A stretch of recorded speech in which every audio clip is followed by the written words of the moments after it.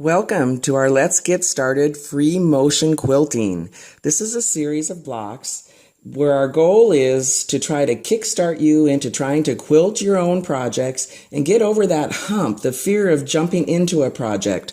We have created small sandwiches for you to play on and also some hard copy designs for you to watch and try to meander on and figure out, okay, what am I going to do next when I quilt?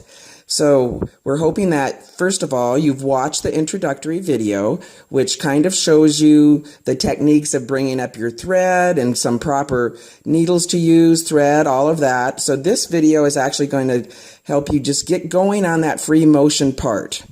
So one of the things I like to do is to, when I have a hard copy of a design or have traced a design in my doodling, I want to take my finger and actually trace this design many times, maybe the day before, maybe the night before, just right before I start quilting.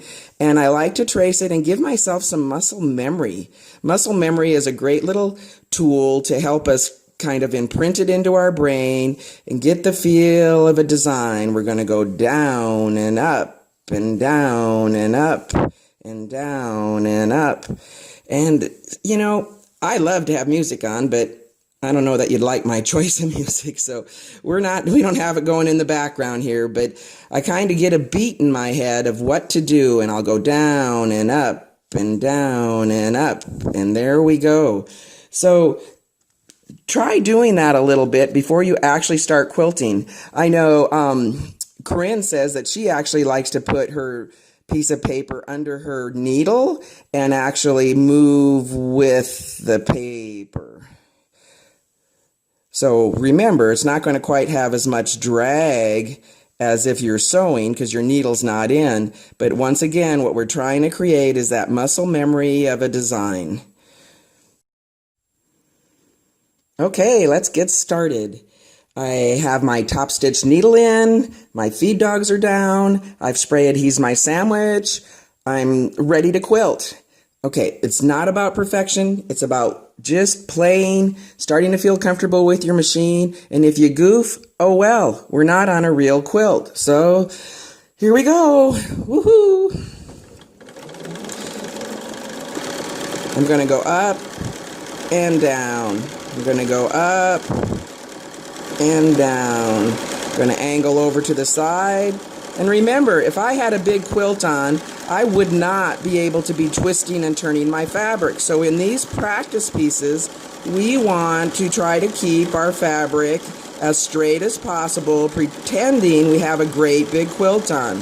So not that you're always going to do a big quilt, but even on a table runner, you may need to be, you know, pretty straight. And pause. Anytime that you feel you're out of control, pause. It's okay. So one of the reasons I picked this particular design is to show you that we're going to just try these points first, because that gives us a point to pause and to kind of catch our breath, which I wasn't doing too well there, but it's about learning. So take your time, pause. You can notice my stitch length is just a little bit too long. So what do I need to do?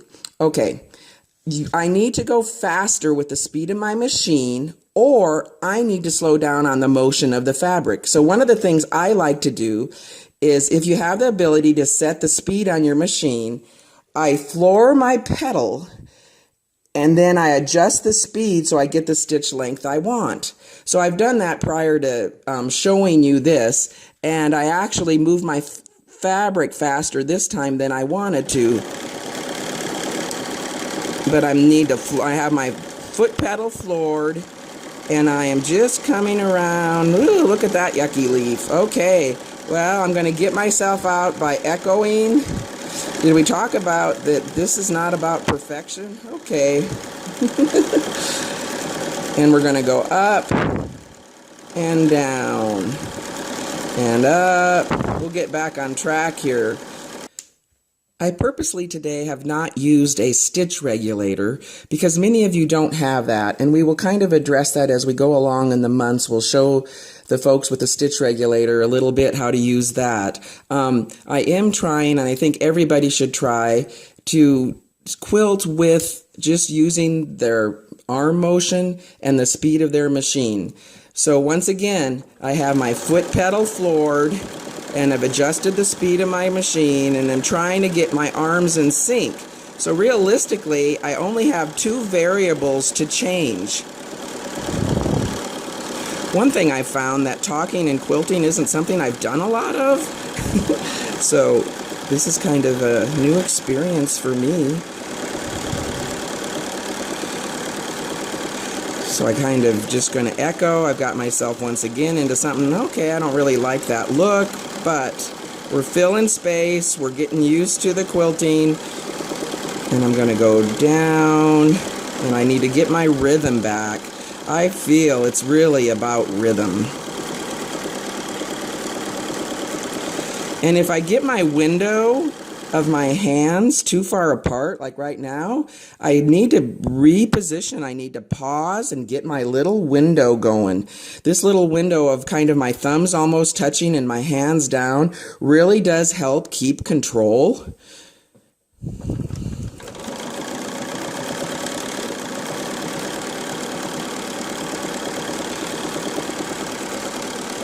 I find, okay, so my little leaves are kind of all trellising the same direction. How do I get out of that? Just, you know, at the time you're quilting, you're kind of looking at that micro area that you're quilting. But when the project gets all said and done, do you pick out those little mistakes? No, not so much. It all kind of blends in, and just like, you know, ivy growing on the ground, you're not going to see all these little mistakes. So I want to start filling in this square. So I'm pausing to kind of give myself an idea. Okay, how am I going to progress here? Let me get my finger back out and trace my path. That's kind of always a good idea too. You know, you don't have to do it just, oh my gosh, I got to keep going, going, going. No, stop, pause, and think. I'm going to go ahead and fill the rest of my little sandwich here.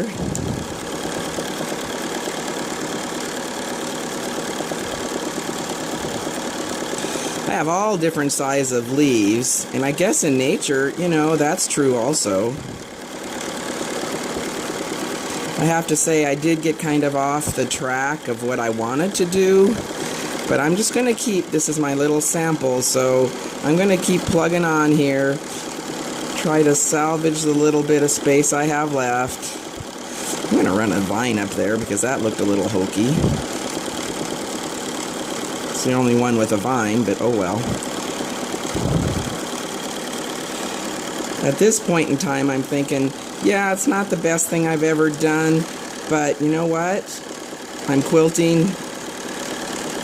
I'm enjoying it. I'm over here to the edge of this sandwich, and I'm just going to run off the edge and just call it good.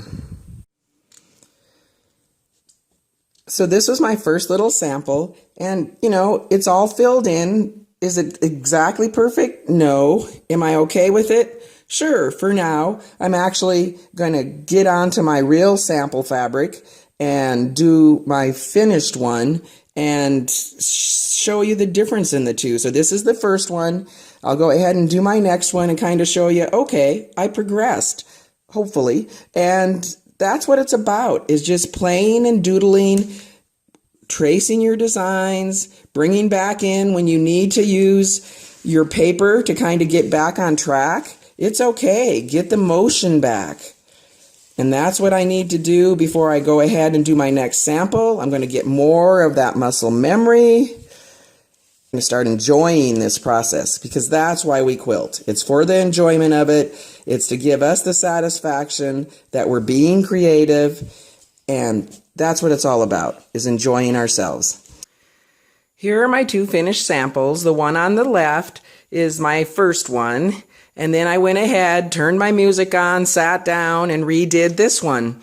Did I do any better? I don't know. I'll leave that up to you to decide. But I did accomplish my goal, and that was to get me to sit down at my machine and spend 15 to 20 minutes for a couple times in this past week and practice. So I think I achieved what I wanted to this month, and next month we'll move on to maybe a little more higher goals. But for now, it was to get me quilting, get me practicing, start feeling the flow of my machine, and have fun. So hope you enjoyed this, and we'll be talking with you next month.